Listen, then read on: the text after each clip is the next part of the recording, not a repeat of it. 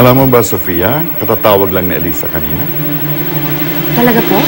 What did she say? Well, not much. Dahil inunahan ko siya. But I gave her a piece of my mind. Really? Yeah. Sinermonan ko siya at binagsakan ko siya ng telepono. And I had the landline immediately cut off para hindi na siya matawagan ni Michael. Ganun po ba kayo kagalit kay Eliza? Well, wala akong magagawa eh. Dahil ayaw ko nang makausap at mautupan niya si Michael. Dahil parati yung sinasaktan si Michael. Kaya ang ginawa ko. Pinapaltan ko ang cellphone number ni Michael. Anyway, I can do that because the company pays for Michael's phone. I'm sure magugulat si Michael na iba na yung cellphone number niya. Well, I thought it was the best way para masiguro kong hindi na makausap at mauto ulit ni Elisa si Michael. Dahil sasaktan lang niya si Michael.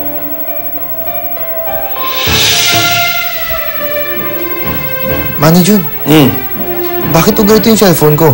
Aba, ewan ko. Pero may nag-text sa akin na mayroon ka daw bisita. May bisita ka.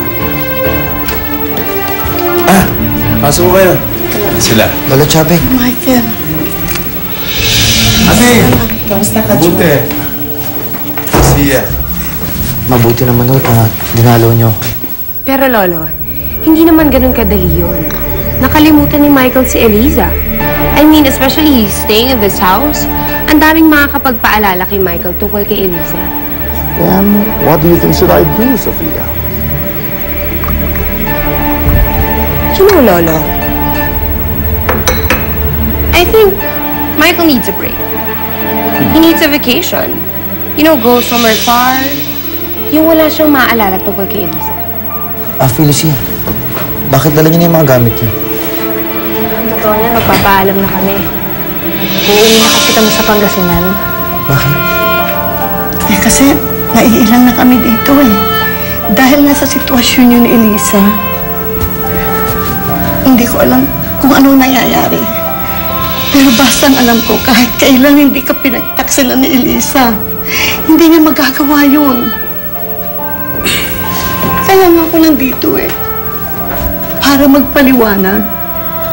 Para kahit paano madepensa ko naman ang apo ko. Michael, kilala mo si Elisa, hindi ba? At higit sa lahat, kilala ko siya dahil apo ko siya. Hindi niya magagawa na pagtaksilan ka. Mahal na mahal ka ng apo ko, maski noong pa man. Pati na ngayong anak.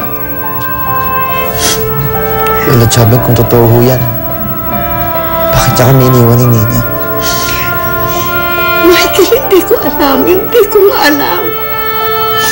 Pero talagang hindi niya magagawa yun. Hindi niya magagawa ang pagtaksilan ka. Intindihin mo sana yun. Kaya nga, Michael, aalis na lang kami. Kasi alam naman namin na galit na si Don Ramon kay Eliza. Nakakaya naman, di ba, kung doon pa rin kami nakatira sa inyo. Intindihan ko. Michael, makikiusap sana ako sa'yo. Pag-iingatan mo sanang mabuting aking apo sa tuhod. Ha? Si Nina. Huwag mo siyang pababayaan. Sige, Michael, mauna na kami, ha? Pero sana paniwalaan mo yung sinasabi ni Lola Chabeng. Hindi ka naman talaga magagawang pagtaksilan ni Elisa. Hindi naman kasi ganong klaseng babae yung pinsan ko. Halika na ho. Tsaka hindi ka rin. Ito muna sila ngayon. Wala. Ingat ka. Ingat kayo.